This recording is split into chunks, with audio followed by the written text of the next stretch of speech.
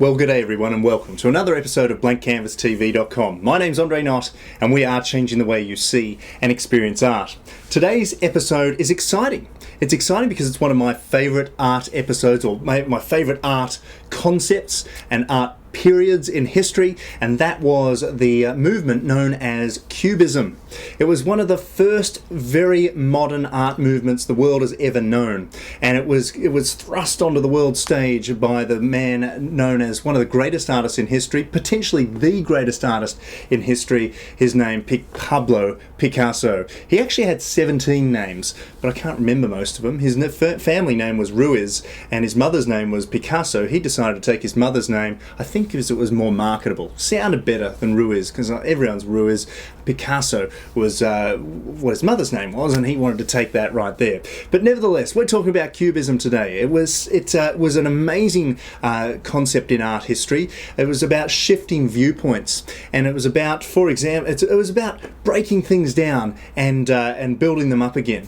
You might ask, what is a work? What is cubist? What is something that's cubist? What is cubism? Well, how about you take an egg, you smash it against the floor, you pick it up again, and you put it back together. Well, not back together, but you put it into an array on a canvas, and you say, then you can see that it's egg, but you're not quite sure exactly where it goes and what happened or where it all goes. But you can put it all together, and you know it's an egg.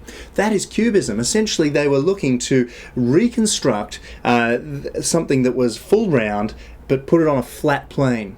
And essentially, for example, you could also look at, they didn't just look at one object, they would look at a bunch of objects at once, such as, okay, so let's not look at just the egg, let's look at what's in the egg's environment, such as a frying pan and a fridge and a bench top. So you can imagine not just the egg squashed, splattered all over the place and then spread flat, not just that, but also the table being deconstructed and then being able to be put flat and then seen on all angles, and also a frying pan being deconstructed and put onto that flat place and in all angles, and a refrigerator too.